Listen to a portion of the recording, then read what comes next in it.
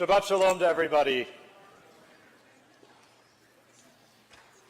As we approach the conclusion of the Torah, Moses is imparting his final teaching to the Israelites. The Israelites have traveled in the desert for the past 40 years, and before that, they were slaves in Egypt. They have never known how to create a just society on their own, and certainly not how to lead one. In these final teachings of the Torah, Moses instructs the Israelites on how to create a society based on justice and God's will. This week's Parsha is no different, as it contains a plethora of mitzvot. In fact, more mitzvot are found in this morning's Parsha than in any other one throughout the entire year. Many of them are well known, and we understand the reason for the commandments. And the other ones, perhaps, are not as familiar, or the rationale for why we observe them may be a bit more obscure. One of those commandments that has challenged our rabbis and biblical commentators for generations is found this morning in Deuteronomy chapter 22, verse 6. The Torah says, "If you're walking along the road and you chance upon a bird's nest in a tree or on a ground with young ones or with eggs, and the mother is sitting over the young ones or over the eggs, do not take the mother with her young. Let the mother go, and only take the young, in order that you may fare well and have a long life."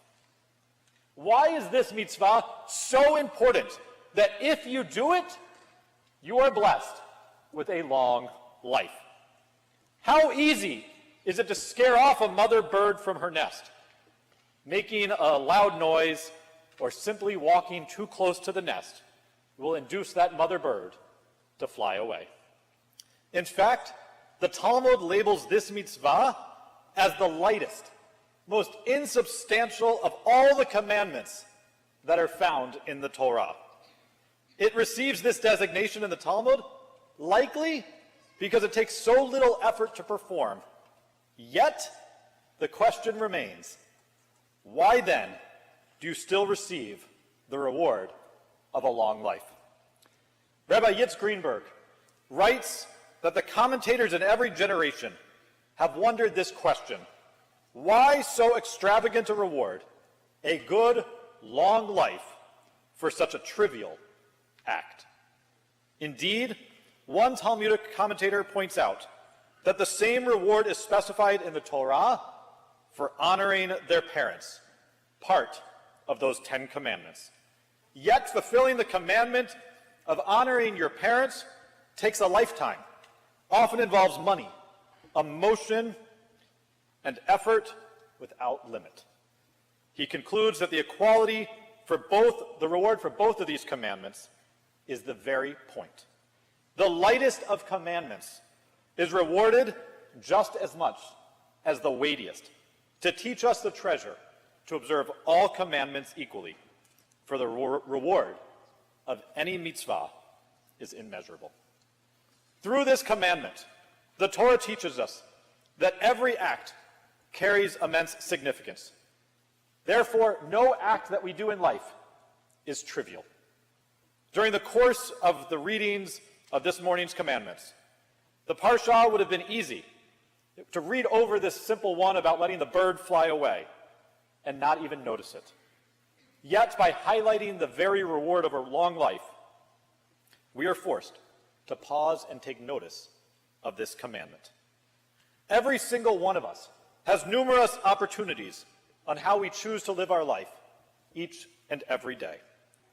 I often hear from people that they want to focus on the more significant commandments in Judaism and focus less on the seemingly insignificant ones. In their mind, those mitzvot that they seem to be significant are more important, or they think are viewed favorably by God. But we learn the exact opposite this morning, that the Torah and our rabbis think those minute mitzvot carry the same significance. As we're in the middle of this month of Elul, the final month in our calendar, Tshuva should be on in the forefront of our minds. The blast of the shofar each and every morning remind us that Rosh Hashanah and Yom Kippur are quickly approaching. Over the course of these high holidays, the Yamim Noraim, we will plead with God to inscribe us and seal us in the book of life and blessing in this coming year. We hope that our behavior and our tshuva warrant being written in this book of life and blessing. Maimonides, in the 12th century, writes in his Laws of Tshuva that every person should consider himself as perfectly balanced between good and bad, and the world as being perfectly balanced between good and evil. Each and every action, each and every interaction with another person, with an animal, impacts that perfect balance of our world. He highlights to us that the next action you do, however trivial that action may be, can tilt the whole world and your life to the side of good or to the side of evil. And he reminds us, choose life, choose blessing. The loftier and more significant commandments should remain a goal for each and every one of us, but they should not be fulfilled in place of these seemingly lighter commandments. Furthermore, those more difficult commandments take a lot more energy to fulfill, and certainly much more effort if we're changing our behavior. This morning, we should remind ourselves to commit that we should also focus on fulfilling these easier commandments, since the reward of long life is exactly the same.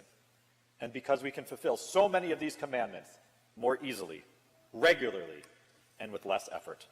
May fulfilling each of these smaller commandments tip our scale in the favor of life and blessing in the year ahead. Don't delay.